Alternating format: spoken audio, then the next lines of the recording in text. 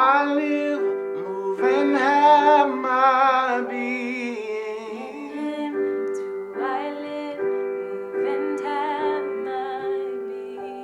In Him do I live, move, and have my being. Yeah. I live, move, and have my being. Said I'm nothing without you. I'm nothing without you. I'm nothing without you. I'm nothing without you. I'm nothing without you. I'm nothing without you. Said I'm nothing without you. I'm nothing without you. Oh, in Him do I live, move, and have my being. In Him do I live, move, and have my being. In Him do I live, move, and have my being. Yeah. Do I live, move, and have my being. 'Cause I'm nothing without you. I'm nothing without you. I'm nothing without you. I'm nothing without you. I'm nothing without you. I'm nothing without you. So breathe in me and live in me. Let your glory reign in me.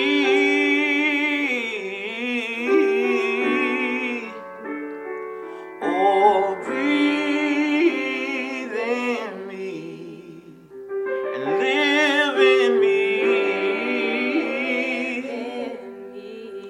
Father, let your glory reign. Yeah, yeah. In me.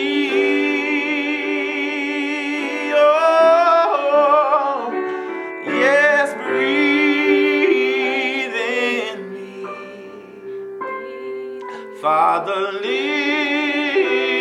in me, and let your glory reign, let it rain in me.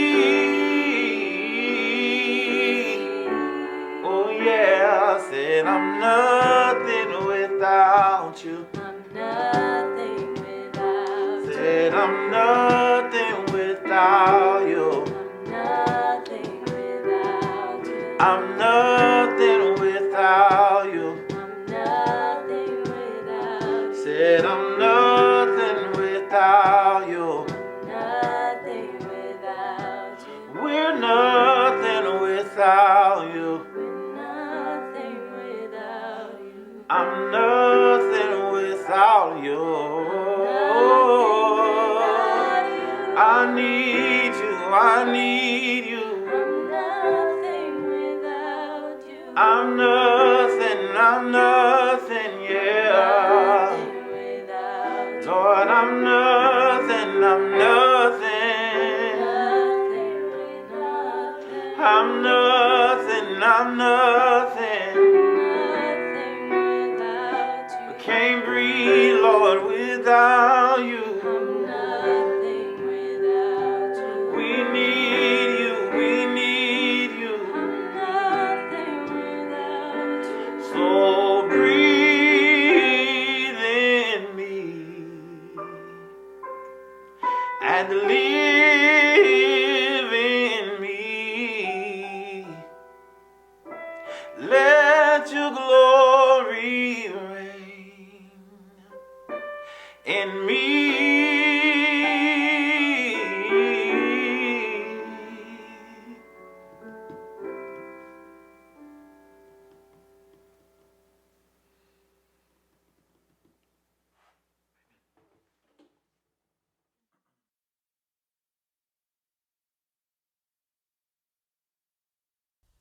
Good morning, Pillar Church. My name is Kanan Parker. I'm one of the pastors here at Pillar Church. And I just want to say a few things before I say a few things, and then we're going to watch a few things. I want to say firstly this. Shout out to all the mothers out there. I'm going to get back to you in a second. But let me just address this reality of 2020. Man, 2020 is a hard year. I saw a meme that said 2020 kind of looks like the time when Scar took over the pack in Lion King. And that's what it feels like. We have this reality of the coronavirus ravaging people's homes, ravaging people's economic lives. Man, this is a hard time. I've heard that most of us are 1 or 2 generations away from knowing somebody who either contracted coronavirus or has passed away because of coronavirus. That's hard. Man, continue to pray that God would bring healing to those who are sick with the coronavirus. Speaking of sick, my heart was sickened this past week several times over. My heart was sickened with the news of Ahmaud's murder.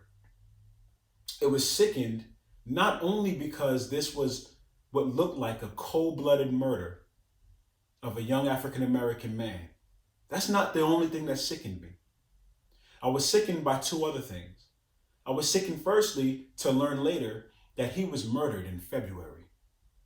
Yet the men who are guilty of this heinous crime were not arrested till 2-3 days ago. You know what else sickened me?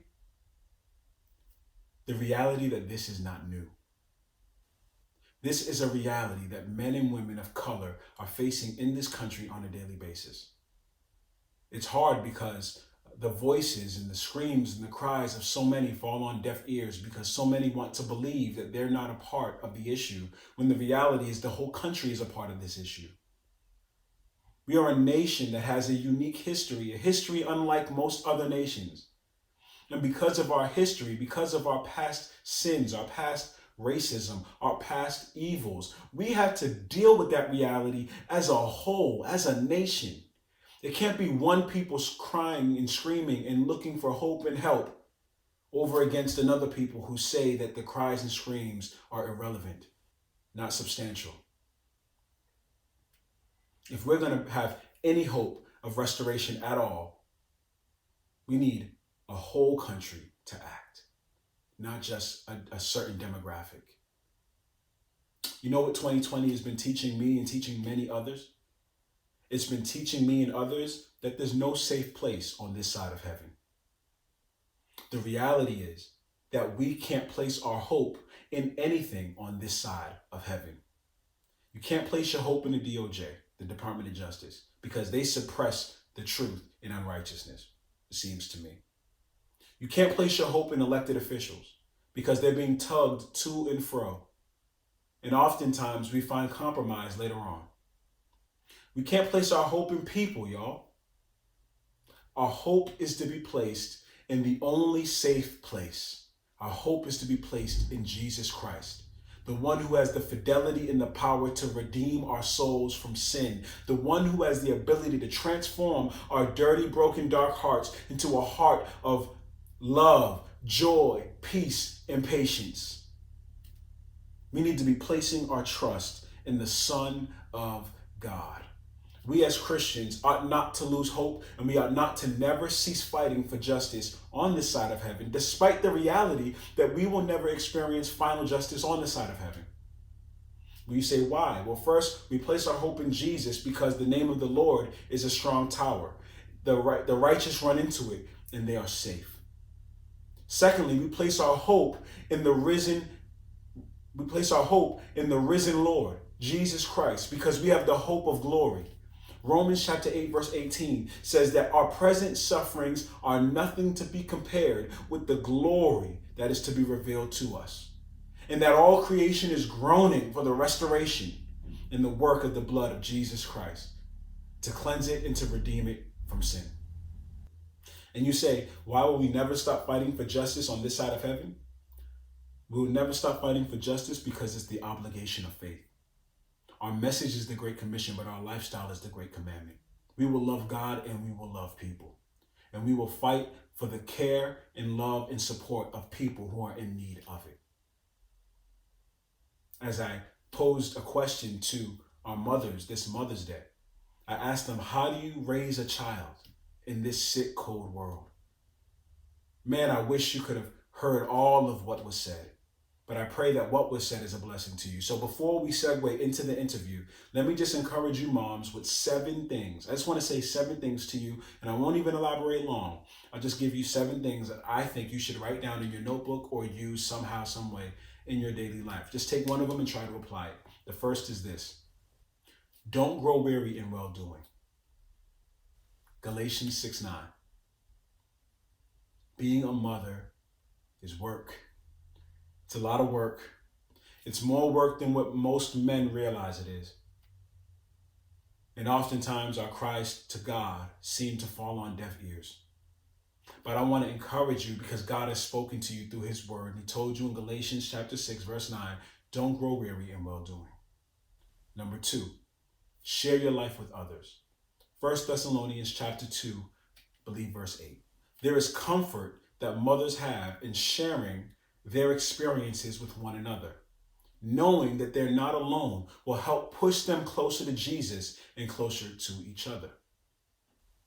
Number 3, life moves in seasons.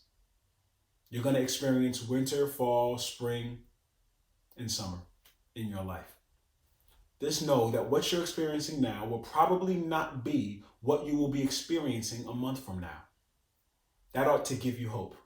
Because if you're in a hard season, know that the sun is coming and the seasons shall change. Ecclesiastes chapter 3, verses 1 through 8. Number 4, don't take yourself too seriously. Learn to love and laugh at some of the chaos that is in your house. Your kids are going to grow up fast. Enjoy them as much as possible during these days. Number 5, parenting looks different in every household, so don't compare yourself to other mothers. 2 Corinthians chapter 10, verse 12. Number 6, hear me on this one, please. You are no less of a mother because you may have lost your child. I know mothers who carry around the shame of losing their baby for decades. You are no less of a mother. We'll have the privilege of hearing a little bit about that in our interview. And number 7, be intentional about taking advantage of teachable moments. Parenting is hard, but teachable moments will go far in the mind of a child. Happy Mother's Day. Enjoy the interview, and may God bless.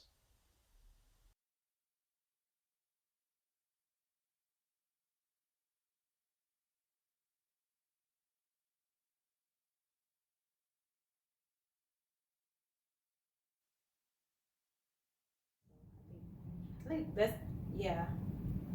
There isn't a one specific moment or anything to help to shape me as a parent or as a mom, and just observing other parents, observing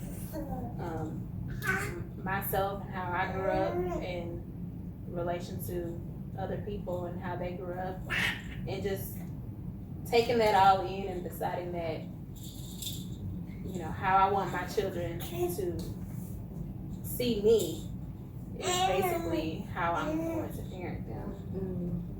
You know, I think for me, you know, I had 4 miscarriages before having my daughter, and so I think what that did for me was just really show me that I'm not in control, you know, and just that my will for my life, for my child's life, is not the same as the Lord's, you know. Yeah. And so she's still young right now. She does what I tell her to do, but I'm sure down the road she won't. And so maybe just using what I learned in that experience of miscarriages, and that, you know, trusting in the Lord during those times of hardship and struggle, I can still use that in my parenthood and my motherhood. Yeah, so.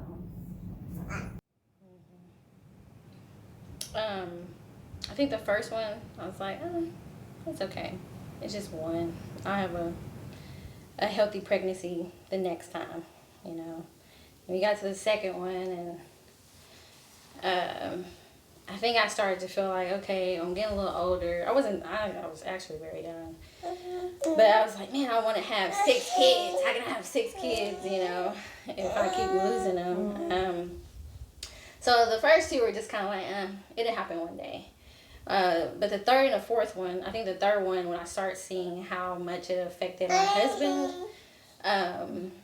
like externally, that's when I think I started to come to terms with how I was really feeling. Like I was just kind of, going to church and just kind of, playing like I trust the Lord and saying it with my lips. But when I looked at my internal being and how I really felt, I was just really broken. Like I would talk to Amy or I would talk to a friend or some of the people that I knew, and it just really started to weigh on me that I really didn't trust the Lord. It really just revealed that during that time. But then, like, looking back now, I mean, I have the reward now. So it's kind of easy to say, well, looking back, but, okay, I would say maybe just, like, looking back on it now, it just really showed me how much I didn't really trust God and how much we can go through our day-to-day lives and, really think we do, and so it was really hard for both of us, me and my husband, and I didn't have anyone in my family who really had miscarriages, so they couldn't really shepherd me through that. And so I really had to get to a place with the Lord on my own, and I think that's what the Lord was really trying to get from me, because I relied so much in my faith through, spiritual mothers or my own mother, but because they didn't actually go through that, I had to go through that. It really just brought me to a place where I was broken and humble, and it really grew me as a person, as a woman.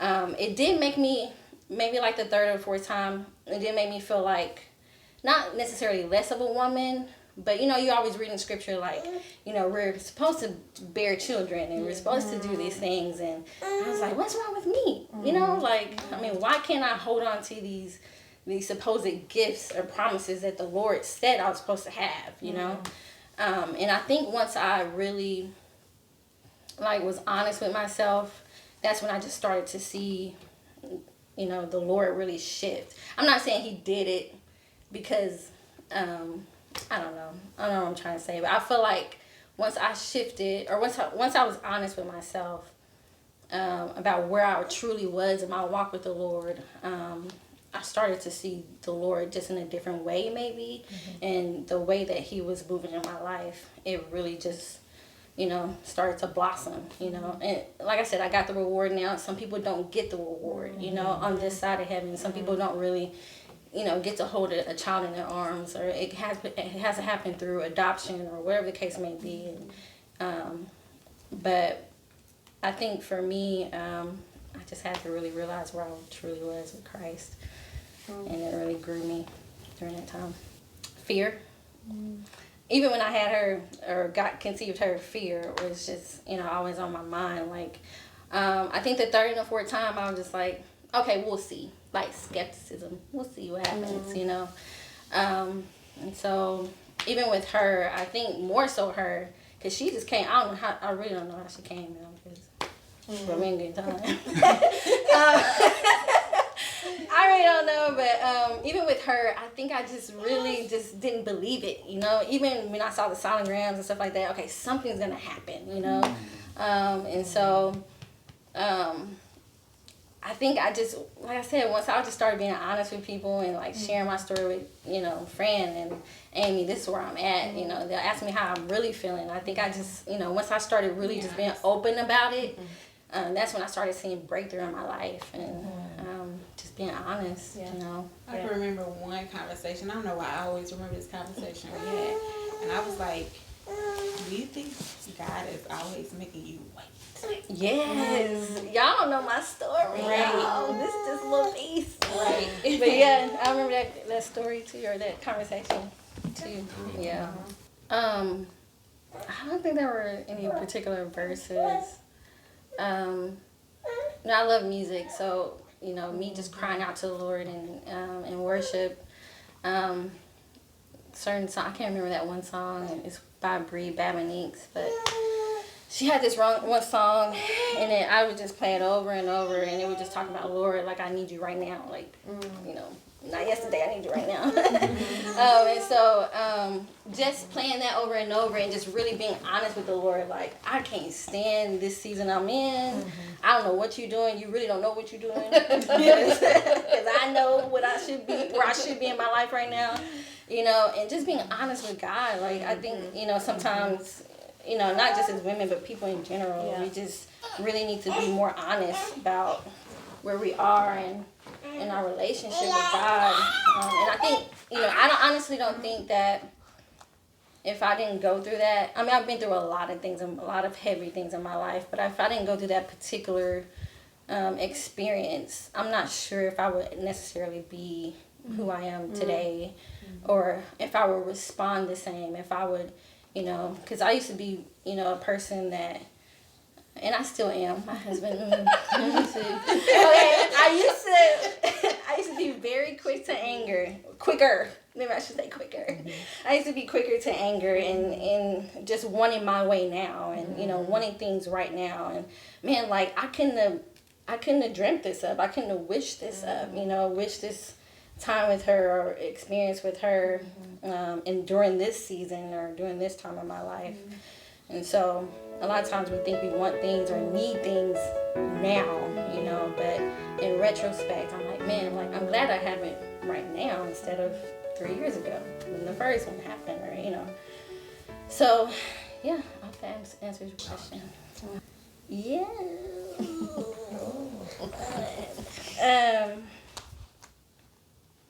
So, yes, to answer your question, I did experience, and I think these people they had good intentions. I don't think they really meant to hurt me or harm me. But people would say, well, maybe it's just not meant for you to have a kid, you know? Or what are you doing to allow this to happen, you know? You're stressed, you're this or that, you know, biologically, whatever. Your body's doing this because of you. And so I don't think they really meant, I think people just didn't know what to say. Yeah. You know, sometimes people just don't know what to say, and I had to give them grace in that moment. I gave them a lot of grace now, but back then in my mind and my heart, I was just like, do you not see how broken I am right now, you know? But I would say to that person, like, you know, be honest with yourself and take the time to really just heal, because like I still think about those pregnancies or those children that I would have had, you know, like I still think about them and how old they would be, how, you know, they would be with Aaliyah, you know, just like envisioning them in my life right now. I still think about them. So it doesn't necessarily go away, but I think God does give us the strength to, you know, persevere. There's a scripture, you know, that I use right now that I always, you know, I write it down in my home, and I think it's Hebrews 4:15, where it talks about God just, I think it says that God sympathizes with our weaknesses. And I think the second part of that in 16 talks about how we can boldly come to the throne and receive grace and mercy, I believe. And I just, you know, that verse really sticks to me because in those times I wasn't perfect. I'm still not perfect. My responses weren't perfect.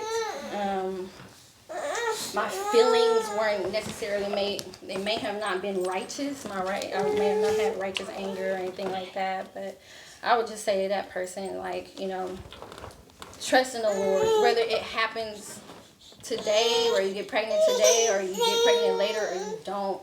The Lord has good plans for you. Sleep when the kids sleep. That's important, because I know we try to maybe think during that time that they're sleeping that we can do our cleaning or do something else, but I feel like, you know, sleep is important. So that would be one thing, is to sleep when and don't feel bad about it. Take a nap when they take a nap. And I think the other thing is don't be too hard on yourself. You're learning. We're learning. I mean, we've never had a baby before. And I think that you're not gonna have perfection, you're not, sometimes as type A's, we want it a certain way, but it's not gonna be that way, and just let yourself off the hook, for perfection. Can I ask you something? How do you get there though? You have to accept it.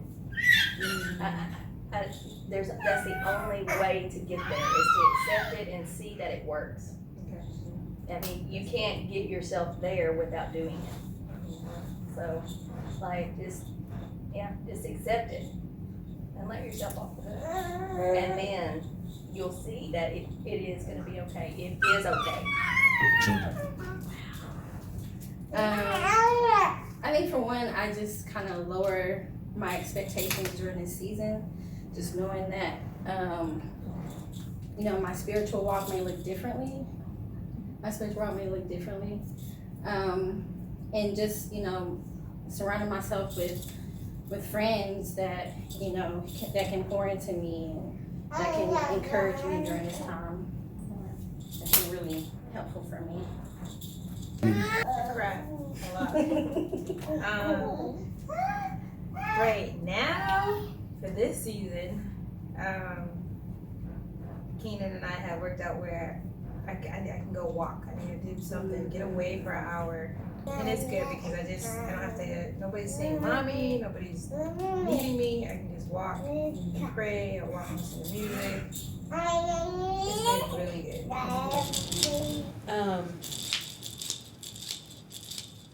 I would have to say, like, initially, when I had Zoe, my first child, just kind of like giving up too fast in regards to thinking, oh, she's never gonna go to sleep. Oh, she's never gonna do what this or that. Babies are new to the world, just like you're new to being a mom. So, and rather than allow myself to be frustrated about what the baby's not doing, just finding the pleasantness in the moment of what the child is doing. So it's 3 a.m., for example.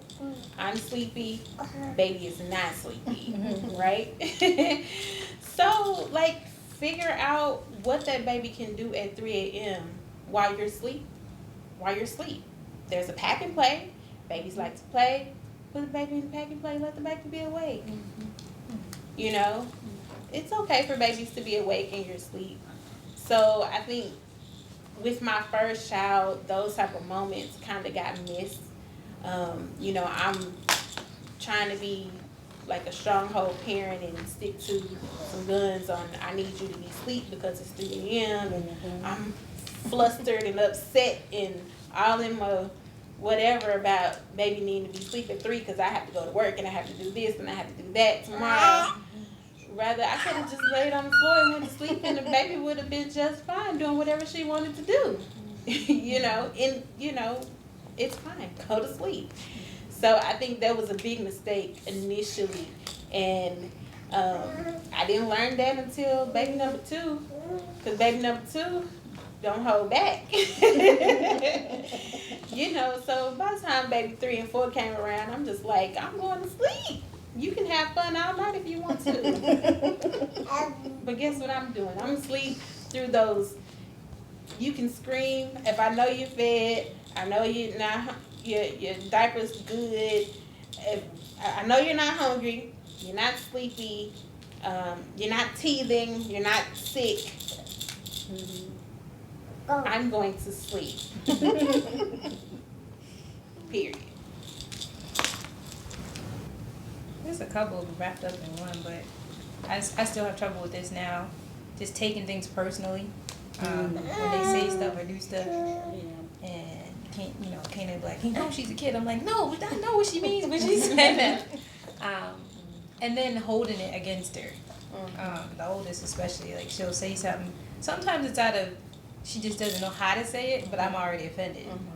I'm just working on, okay, I've learned to catch myself and say, okay, this is how you say this, okay, next time, because next time you're gonna get slapped. Don't say it like this. This is offensive. Say it like this instead. And then comparing myself, because I had my moms, but I didn't know, I don't know what I was doing.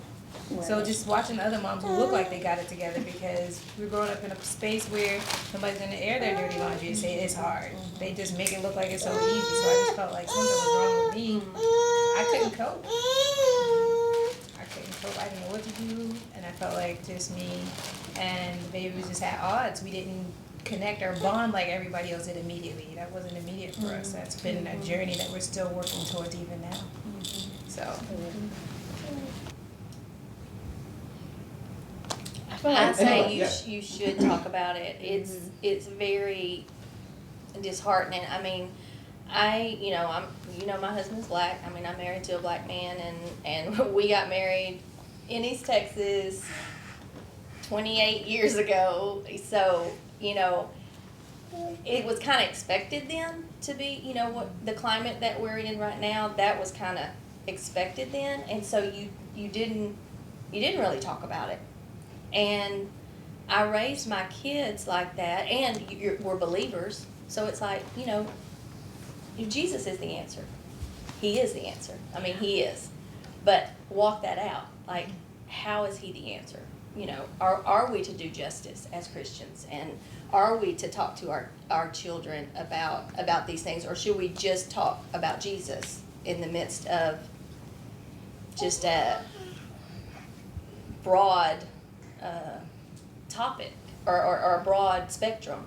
But I did not talk to my kids about that. And I regret that.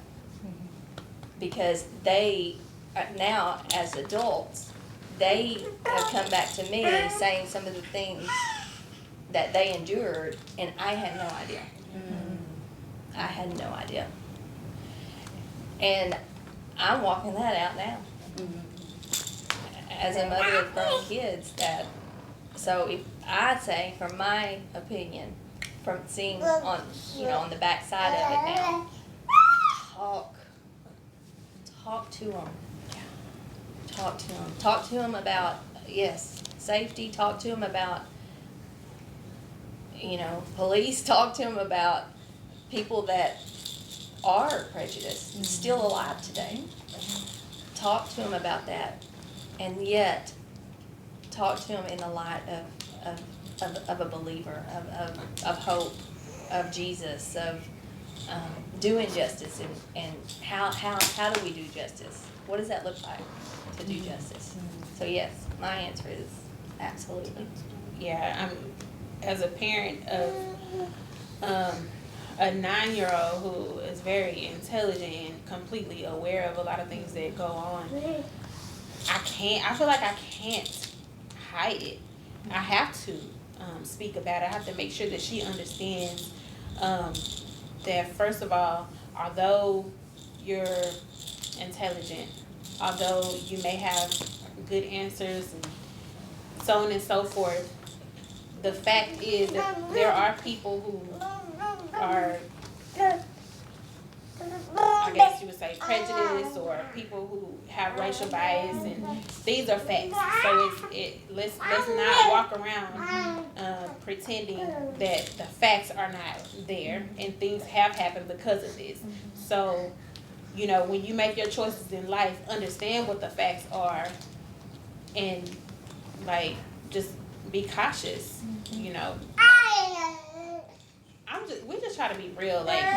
When things happen, if it's public and she sees it, we straightforward talk about it. Tell her what happened, and all the facts that we are clear about, we let her know, and try not to sugarcoat it. Yeah. I gauge it based on what I think she knows already.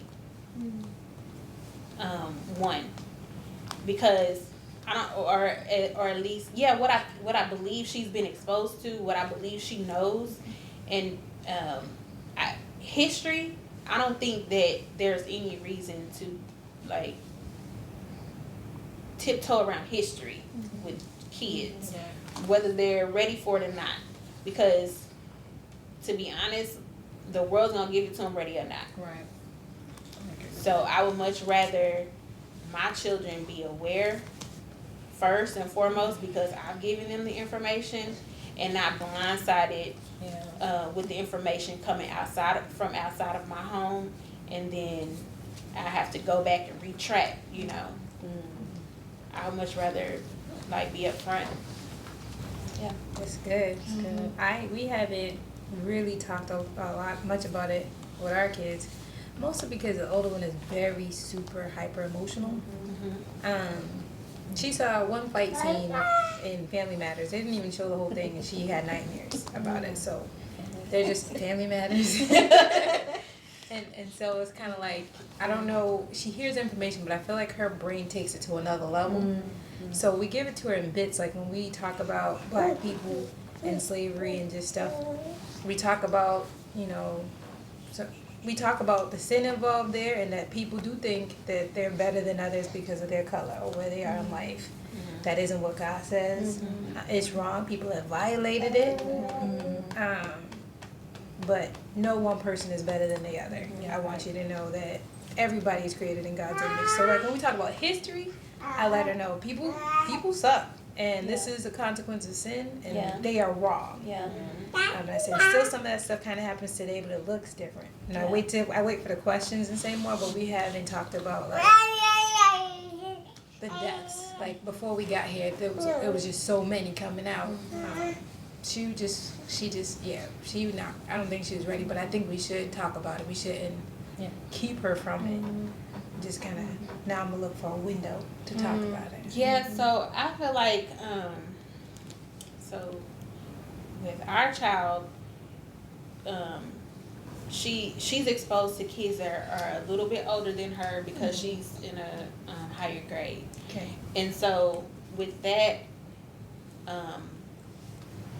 a lot of information at times is she has the information, you know, or, you know, whether it be at school, you know, they talk about certain things at school. So I don't want to tiptoe around subjects and pretend that they're not exposed to it. Just from my child, like I can't, because then it's like I'm gonna be trying to fix something rather than being proactive. Being proactive about it. Yeah. And so, or even like, for example, like the shootings, for example. I think there may have been a situation where it may have been on the TV or something. It was public, you know. So she knew that something had happened. Yeah. And, you know, she may have mentioned something like, you know, just brought it up in conversation. So if she brings it up in conversation, I'm definitely gonna dig into it, you know. I'm definitely not gonna push it off. We have to talk. But I just think that it's important that even at her age that she's aware that, you know, I feel like there's been scenarios where she has been discriminated against even at her age, you know. For example, like being at a school and being in a higher grade and, you know, African American girl, so on and so forth, like not necessarily given the, I don't want to say respect, but not given the accolades that she deserves because wasn't being recognized for that, and being recognized for something that she's not, because maybe she was protecting herself, and that being like the stigma of, you know, who she is and what she is. Like, now let's get this fixed, you know. I have to instill into her who she is, what she is, and then have to correct these people, and now I have to explain to my child in a sense of, you know, what's going on here. So yeah, I think I'm afraid of exactly, you know, what we just talked about, just her just being a Black individual in this world, and just knowing that she probably won't get the same treatment or the same experiences that other people and privileges that other people may have. You know, just like in light of this recent, you know, shooting that happened in February with that guy jogging, you know, I fear for that, you know, just knowing that someday she may leave home and I can't really control what she does or what other people do to her. Like, I still can't control it now, but I guess, you know, just looking in the future, that really makes me fearful, you know. So, It's funny that you say that, because I think that's a lot of stuff that I consider as well. And, you know, who wants to live in fear? yeah, yeah. Period. Let alone, you know, instilling your children to live in fear. Yeah. Like, that's not, nobody wants that for their lives. However, I do feel like with the way that the media exposes a lot of the stuff, that It's real. It's like it's pushing fear Yeah. on people, I think. Because it's being publicized and it's being put out there, and to be honest, a lot of the outcomes is like a slap in the face or a shrug, like, you know. Yeah. That's how it is. So, you know, as Christians, like, how do we live in faith and trust God and continue to just trust Him with our families, with our kids, knowing what's going on. It looks like I have one day of the week where I fast for them. And I just pray specific prayers for them. Like, I serve Him, that God would protect them, that they would believe in Him. I fast for their faith. I fast for me to be a better ambassador for Christ with them. And for them to have discernment too of people. Yeah. Like, everybody who smiles at you is not a friendly person. So that's one day of the week, and my nightly prayers of just protection, and especially their thoughts too, because their thoughts can make them captive before anything actually even jumps off. So that's what my prayer life looks like. I tell you, you know, when they were small, when my kids were young, I didn't have much of a prayer life for them. I mean, I had the asking God to protect them, but I didn't pray specific things.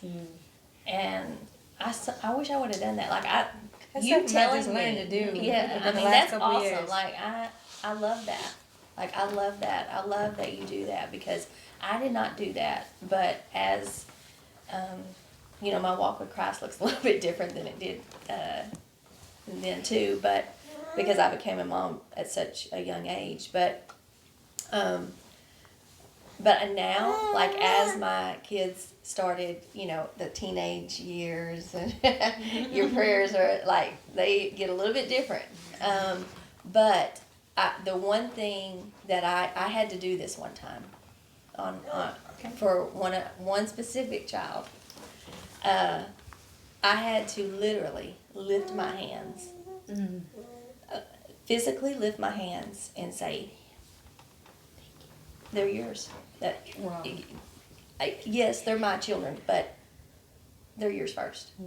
And my hands are off, because obviously I'm messing it up. And so my hands are off, and God, and this is the hardest prayer to pray. The hardest, it took me months to pray this prayer. God, whatever it takes. He's yours, whatever it takes. So that prayer is hard to pray, because that whatever may not be what you want. So we do what we can as parents. We pray specifically, like Diana said, and we let God work. And because He's going to work anyway. Right. So we got to trust Him. I think that's since I'm saying this, can I just tell you the prayer that I pray for my kids now? I gotta get my glasses on. I can't see. I'm getting old. It's Ephesians 3. What Paul prayed over the Ephesians. 3:16-19. I pray, and I put my kids' names in here. I pray that from his glorious, unlimited resources, this is from the NLT, he will empower you with inner strength through his Spirit. Then Christ will make his home in your hearts as you trust him. Your roots will grow down into God's love and keep you strong. And may you have the power to understand, as all God's people should, how wide, how long, how high, and how deep his love is. I pray that the only thing that's going to help our children walk the walk is knowing God loves them. Because I know for myself that I did not know that God loved me. I knew who he was. I knew what he wanted from me. I know what he required. But to know that God loves me, that changed me, and that will change our children. To know God's love. So that's what I pray. Ephesians 3. I feel like the only thing that lifts, I guess, spirits or lifts up during those times is knowing that this is a season and that it's temporary, and just recognizing the blessings in those seasons. You may even have to write it down, because usually it's not plain. Usually you're emotional about what you're seeing at this very second, and that's what's kind of keeping you stuck, just looking at what's causing your emotions. So for me, it's chaos around my house because I have 3 small ones, and so it's things are being thrown. 2 kids are screaming, 1 is yelling, another one's jumping off the couch. It's the chaos of it all. And I'm not a crier in those scenarios. I'm more so I'm mad. I get angry rather than, wanting to cry in those scenarios. And so sometimes I just have to step back and appreciate the fact that God has blessed this family to have these kids. They're happy, they're healthy, they're strong, they're loved, we're loved, and that's what matters. I mean, to be honest, my brokenness in those times, like I said, looks probably more so like anger. So I feel like that's kind of God allowed me to be broken down, so that me looking toward the future or the brighter days and so on and so forth is me having hope and faith in him. And just kind of thinking about that, literally when my house is chaotic, I think about the fact that I have 3 daughters, right, that will all be teenagers at the same time, and my house will be spick and span because they will be cleaning it. I grew up in a house full of boys, so cleaning up was my job because they didn't do it well. So I just little, you say, nuances like that, I think is something that I kind of smile about when my house is trashed.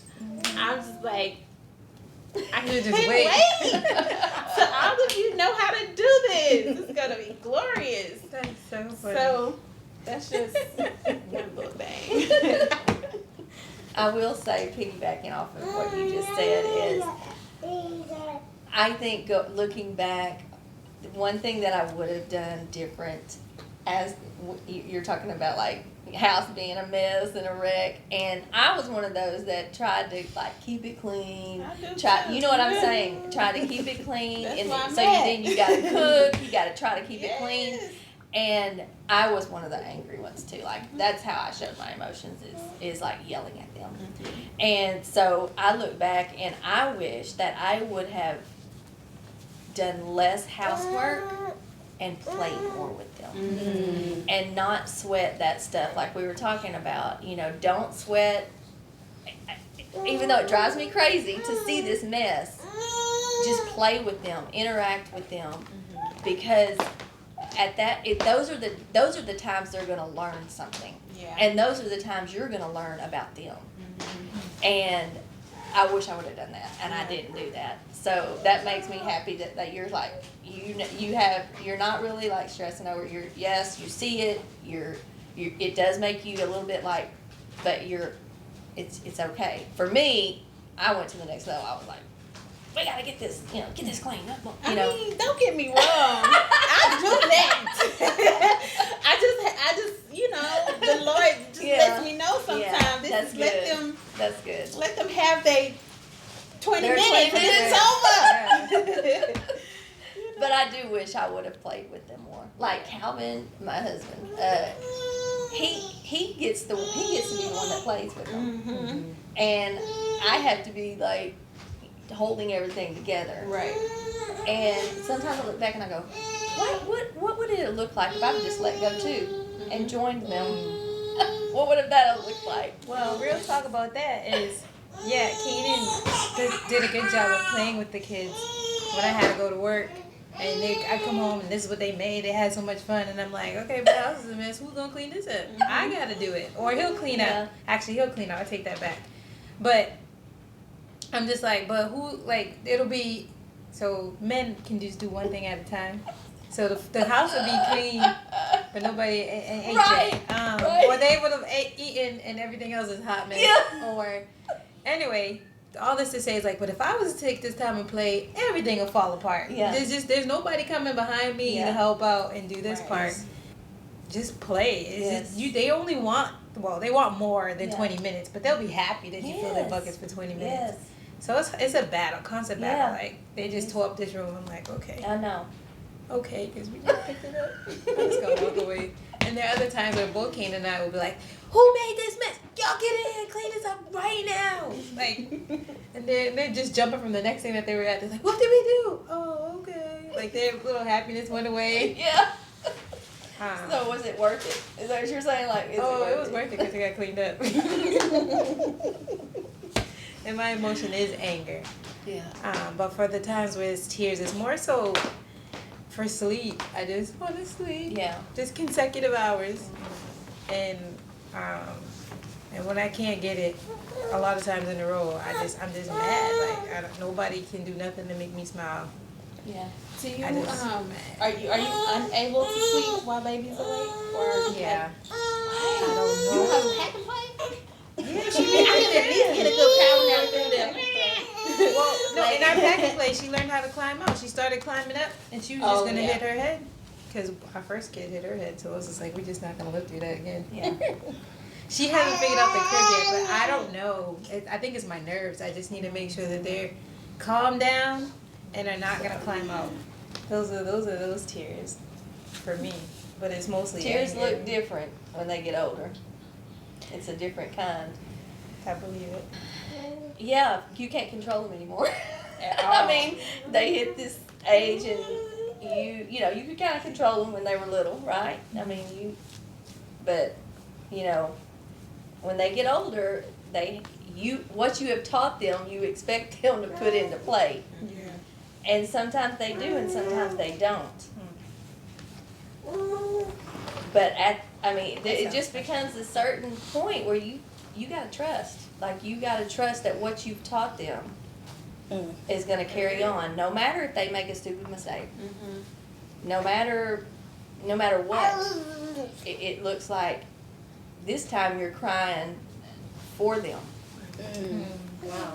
And you're crying to the Lord, and you're you're like, Lord, I know that my job is done. I did my job. Now I'm trusting you. I don't know what that looks like. I don't even know what the future holds, but those are the tears you're crying at that point. Like, because some children are perfectly good. They do carry on and do whatever you've taught them, and then you have some that, well, they're gonna make other choices, and they maybe completely turn around and do exactly what you Not to. told them not to. Yeah. But you still gotta trust. That's why I kind of have to be honest, like I conflict a little bit with discipline, because now, you know, I believe you discipline your kids, don't spare the rod, you know, and I kind of lightened up a bit on like spanking type discipline, because it just comes to my realization that although that is necessary at times for correction, what is more necessary is that they learn something. Yes. That they actually get something from that action. Yeah. So to me, a spanking is more so for their attention. Yeah. Like, I have your attention now. This is the lesson. And so spanking would typically have been my first response the majority of the time. But now that I have so many different personalities in my house, like I've realized more and more so like how ineffective that is. It's necessary to, like, I need you to focus on what I have to teach you. But it's not the learning tool. Yeah. It's not it's not what's going to give them the information that they need. And so I'm really, really like learning that and hoping that I know how to teach each and every one of my children the lessons that I can teach them effectively. Yes. Girl, I love that I mean, seriously, I love this. I love that you're learning that so early on. Like, that's just, I mean, you do have a choice. You could just keep doing the same old. You could. It's yeah. I mean, It's still chaos seriously. in my house, though. Don't It's okay. That's all right. There's chaos in mine, and my kids are grown. So, you know, I mean, but the thing of it is that you see that now. I wish I would have seen that when my kids were little. Like, it just brings tears to my eyes. Like, I love that. I see so many young women doing that. Like, they're recognizing it, and they're seeing that, and they're correcting, and they're walking that through it, as opposed to, I'm going to do it the way I was raised because this is the way I was raised. And, you know, well, you know what? It may not work. You know, I mean, you know, our kids are a little bit smarter. I mean, you know what I'm saying? And like you said, you're looking at each kid and what and how they respond. They're all different. Yeah. So, Could you give an example of something that teaches them a lesson? Like, can you give an example of not necessarily going to spanking first, but doing something to show them the lesson in the offense? Yeah. So, like, I'm gonna say something as simple as cleaning up. You know, so I'm telling you, go clean your room, pick this item up, pick this thing up, right? Rather than my response being, slap, you're being disobedient, it's, okay, I'm gonna walk you through this. I'm about to hold your hand, pick it up, put it where it belongs. Oh, I'm gonna go get it again, throw it back on the floor. Let's pick it up again, put it where it belongs. And I could basically do it so many times where it's like you can never get this wrong again. Like, you're literally gonna automatically pick things up off of the floor when they're in their incorrect place because you're tired of picking this item up, right? yeah. That's good. You don't want to do this all day, right? Neither do I. Just pick it up. You know, like really, like, thinking through my actions. Like, I really want to just spank you right now and get this over with because it's quick. Yes. Yes. They're gonna cry and be upset, and it's gonna get all emotional, and then I'm gonna talk to you about it. It's going one ear and out the other, and it's just like a whole fiasco that's stressing everybody out.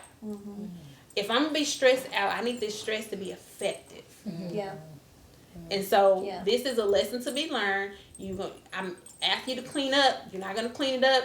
I guess it's gonna be our cleanup week, because every time I see you drop something on the floor, you're gonna put it up 10 times. Which takes a lot of energy, but it's effective. Because in the long In the run. long run, yeah. That's good. That's good. It has worked with somebody. I ain't gonna say it worked with all of them. just yeah, but I mean that's just one tidbit of something, you know. It's hard. That's just as hard as whooping butts. I mean, on your emotion, because I'm sitting here telling you to pick this up 500 times. Like, whoo, I'm tired of you picking it up. Yeah. Thinking outside the box. That. One prayer I did pray for them when they were little. Like I told you, I really did have scripture prayer for them, but I prayed that God would protect their hearts from me. Wow. And from what was going on in my household. And He did. He protected them.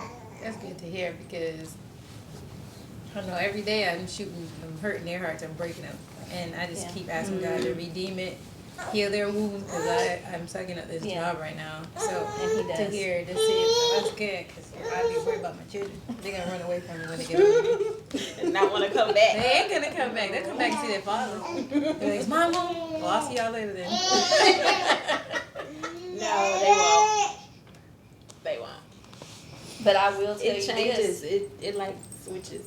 Yeah, I will tell you this though. I have had to go back to them and apologize to them for things that I feel like I should, like when I was in the wrong, because we sin against our kids. And you know, I feel like when we do model that, when we are willing and when we humble ourselves to go back to them and say, I'm sorry, you know, whether it was for something small or whether it was for something quite large. If we're willing to go back to them and say, I was wrong when I did this, or I was wrong when I said this, or I was wrong, maybe even something that you didn't do to them, but you've done, and you know it has affected them. And they may not even know that you did it, but to go back and to confess. Can you give an example? Woo, girl, you asking a whole lot right there. You can choose with wisdom. Yeah. Give an example. Okay, I can give you an example, like even when my kids being adults, I have gone to them and said, I know that I yelled a lot. I said some things to y'all that I should not have said, and I'm not proud of, and it's sinful, and I can't fix it, but I can acknowledge to you that it was wrong, and I'm sorry. I'm sorry. Will you forgive me? Yeah. And how did they receive it in their older age? Man, with grace. I mean, like, yes, Mom. Not even a question. Of course. Yeah, like, yeah. yes, Mom. Yes. And so I think just acknowledging, I think it heals both of you. Yeah. It certainly healed me. And I feel like it heals them in a way to know, like, oh, wow, Mom acknowledged that, you know, it did hurt me, but she knew. But it also models how they're supposed to be with the Lord. It also models That's good. confession and repentance within their own heart and lives. And it also teaches them that no one's perfect, not even Mom and Daddy. So, I mean, that, to me, that is, if somebody was to ask me what is the most important thing about parenting, to let them know you are not perfect, and to let them know who you go to for healing, forgiveness, and redemption. I mean, Yeah. I don't know. Unexpected joy is their kids are funny. Our kids are hilarious. When they don't know that they're being hilarious, like I just never expected them to make us laugh like that. So that's unexpected. And then also seeing them do something for the first time that they've been really working hard at. Like I just get so much joy to see them like overcome something or try something out and get it. I get really excited. Yeah. I would piggyback off of what she said. I mean, I'm only 11 months into it, but just having a front row seat to, I guess that's good language, front row seat to, you know, just seeing someone else grow up and grow and the ability to help with the Lord's, you know, guidance, help shape her or them. I know it will make it a little harder down the line, but just getting that reward of just seeing, like she said, seeing them take their first steps, seeing them crawl, seeing them, you know, say mama before dada. You know, just all those different things. I think that's been, I expected it, but I didn't expect it to be such, you know, a joy. Yeah. That much. I think for me, like, having a fourth child was definitely not on my radar. And so I think my expectations were all, like, kind of bad, to be honest.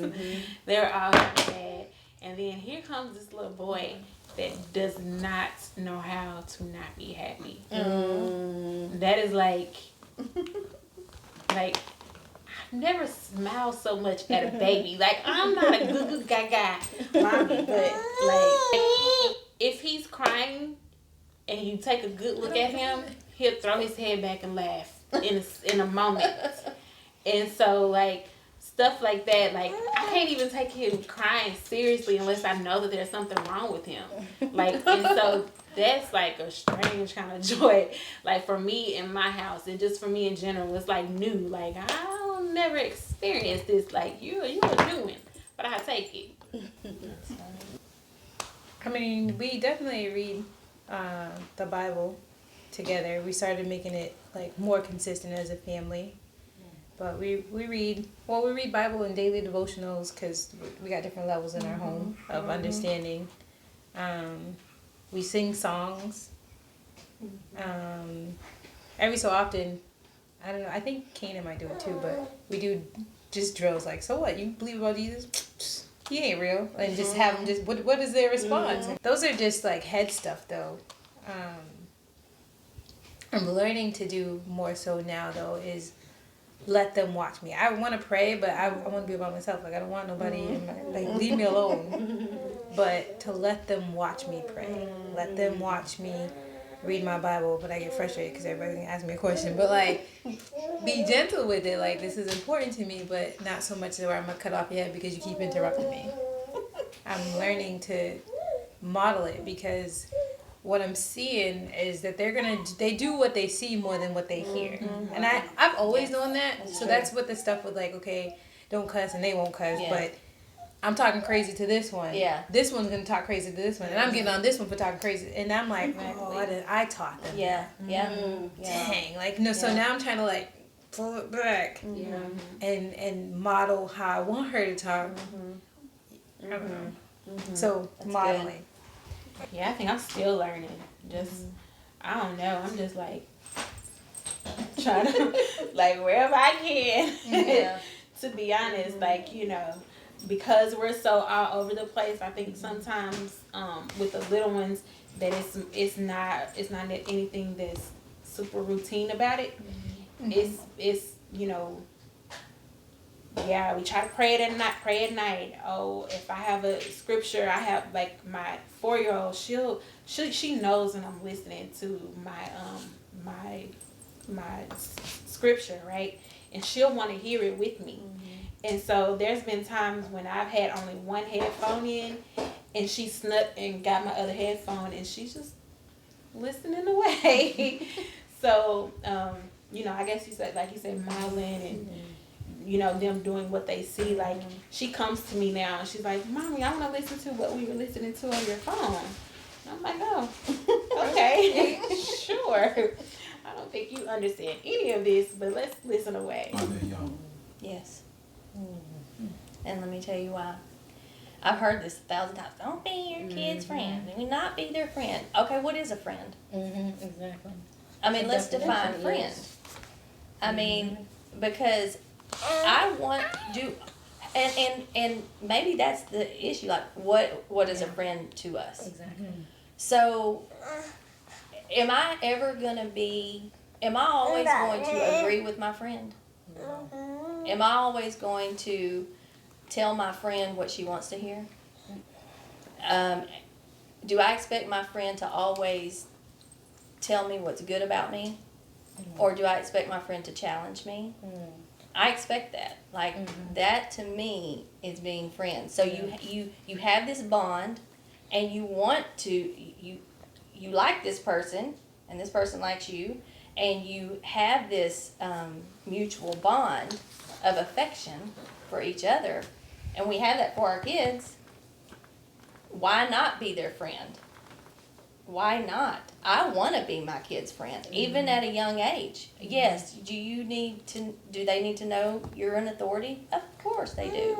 But they also need to know that you're their friend, that you got their back, and that, you know, you're going to tell them some hard things, but it doesn't change the fact that you love them, that you got their back, and it's in their best interest, just like it would be for Fran and I. You know, I wouldn't expect Fran, I would expect you to tell me, like, if I'm going down the wrong road. Right. Exactly. And that's cool. You're my friend for that. Right. Right. So, yeah, that's my answer. Yes, to me. Yeah, I would agree. I would agree as well. Only thing that I would add to that is, rather than looking at it like, oh, I'm not going to be my child's friend, just make the boundaries clear. Yeah.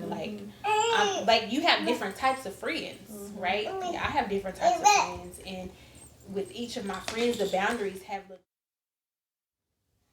Well, for me, it's all of them. There's redemption, there's forgiveness, there's grace, there's mercy. I remember the first time I apologized to the oldest one about just being wrong, and I was so broken about it. Just I prayed, I cried, and then I apologized, and she was like, "Okay, Mommy," and it was water under the bridge, and I was just like, "That's so easy. Are you sure? Do you remember what I did to you?" Like, they still just be like, "Okay, Mommy, I forgive you, Mommy." And it just comes off so easy for them, and I'm like, I'm not that way. Yeah. And it helps me to be better. Like, just let it go. It's not that serious, and God doesn't hold it over us like that. And the redemption of just seeing sometimes after discipline and spanking that they just be broken. Like, I'm so sorry, Mommy. Yeah. And then, okay, well, this is how we do better. This is how we repent. I'm learning still repentance. It's not just saying sorry. It's also going the extra mile, the committing to say, this is what you can expect from me from now on. This is how I'm going to not do that thing. Yeah. I think, for me, it's like I've learned more about the love of God from being a parent, because there is nothing that my kids cannot do, nothing, that I would stop loving them. Nothing. Nothing. So that to me models God's love for me. You know, like, even though I do mess up, even though I do sin, even though, those trials come where I failed the test, He's never going to stop loving me. He's always going to come in the pit and pull me out of the miry clay. So that, I think I've learned, just His love, His unconditional loving kindness. I mean, I would just have to, mostly what stands out is grace. Just grace, when it's noticed, allows you to, like, choose to do the right thing. I wish I knew sooner that, you know, everybody, like, there's no perfect mom. Nobody got it all together. Not one. I just wish I knew that sooner. And that I took the advice to nap when they was napping. No, I really do wish I did that. Because I would just try to eat food or take a shower or clean or cook something. Yeah, right. But just try to enjoy them more and cling to Jesus. Cry, boo-hoo cry if you need to. But cling to him because he's going to send people your way or he's just going to comfort you in your tears. Things may not change, but you're going to be like, okay, God, you pushing me through the day because I don't have anything left. Yeah, I think that just for me, like, I wish I would have known God's love. You know, I think that would have made a difference just to know how much he does love me and that he's never gonna leave me. That would have helped me tremendously. I wish my husband gonna love this, but I wish I would have just allowed my husband to be who he was, like instead of like trying to, you know, make him be the dad I want him. I mean, we're still learning, of course, but especially in those beginning stages, I was just like, why you changing the diaper that way? You know, like why you ain't got the, you know, the warm whites? Why you got the other whites? Like, you know, like instead of It's not just me. Yes, Lord. well, I know he gonna love this. You know, this show, you know, Father's Day gift. But you know, you know, my husband, and y'all know my husband. He is so sweet, and you know, I really wish I would have just allowed him to just grow. You know, and he's growing now because I'm allowing him to. You know, but I feel like that growth was stunted because I just, you know, I'm a nurse. I know what I'm doing. You know, you do it this way. You know, and instead of just instead of allowing him to just be who he was and figure it out and, you know, learn that way. And so that kills me to say that came from the spirit. That didn't come from me. That came from the spirit. We asked you to show up. You did. I guess my wish that I knew was, I wish I knew, I guess, with the earlier ones, just how to relax. That's good. And just how to relax and, you know, let the kid Be a kid. be a kid, you know, just like her, she was sleepy, but you know, in my earlier days, if that was mine, I would have grabbed that baby so tight and just rock, go to sleep, you know, go to sleep. Eventually, the baby would have gave in, right? But I know better now. Let the baby just get tired enough for a minute, you know. Yeah. And so I just wish I would have known to just relax and let them kind of get it out, get out what they need to get out, and then. One more thing is too, like, you're not alone. Whatever stage you're in, you struggle with anger or disappointment or even depression, like you're not alone. There's somebody else out there like suffering with you. May not be voicing it, but you could be the first person to speak up about it so people can pray for you. And just knowing that I'm not alone makes me know that there's not something just wrong with me. Like it just wrong picture. There's just idolatry there. There's just a lot of stuff that God is working out. But in the moment, you just feel like an unfit mom. So just you're not alone.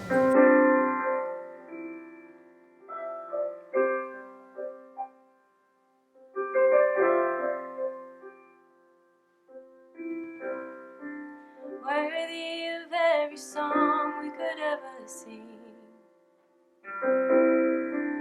worthy of all the praise we could ever bring, worthy of every breath we could ever breathe. We live for you.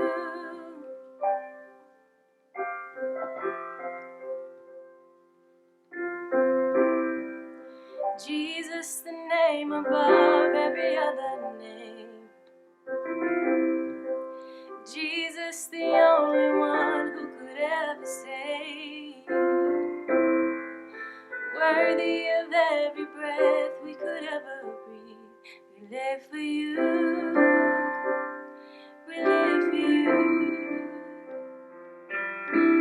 Holy, there is no one like you. There is none beside you. Open up my eyes in wonder. Show me who you are and fill me with your heart. Lead me in your love to those around me.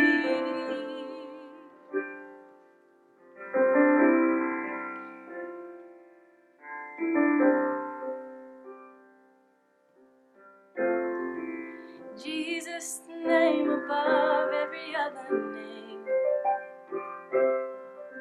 Jesus, the only one who could ever save. Worthy of every breath we could ever breathe. We live for you. We live for you. Holy, there is no one like you. There is none beside you. Open up my eyes in wonder. Show me who you are and fill me with your heart and lead me in your love to those around me.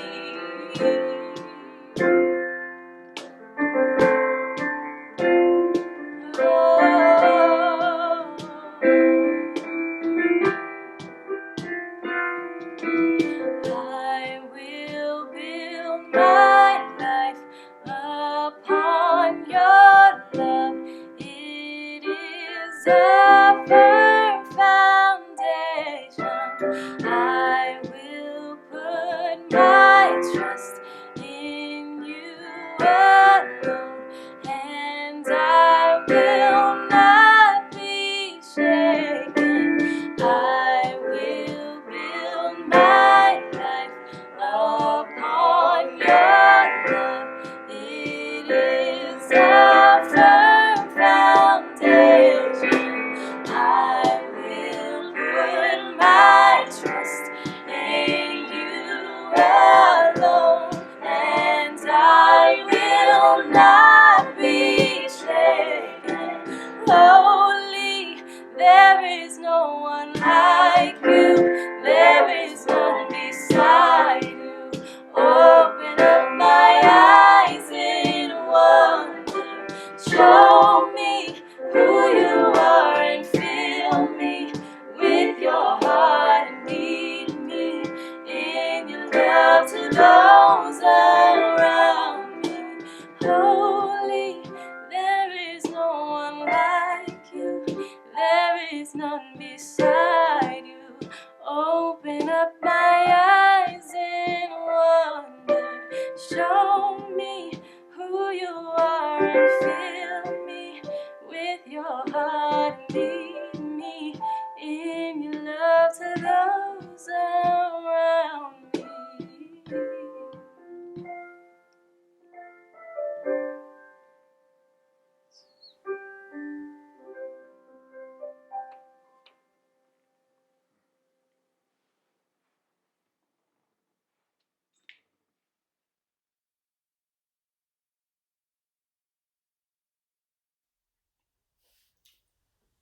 Well, I pray that you were blessed by the transparency of these mothers.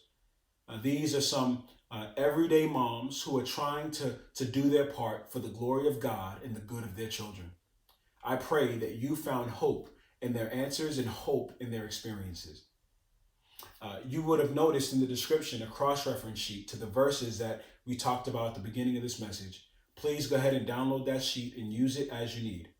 Also, you'll find a link in there for giving. If you feel led to give to the ministry of Pillar Church here in East Fort Worth, go ahead and click on that link and give and donate any amount, and that will go toward helping us to lead people closer to Jesus and each other. May God bless.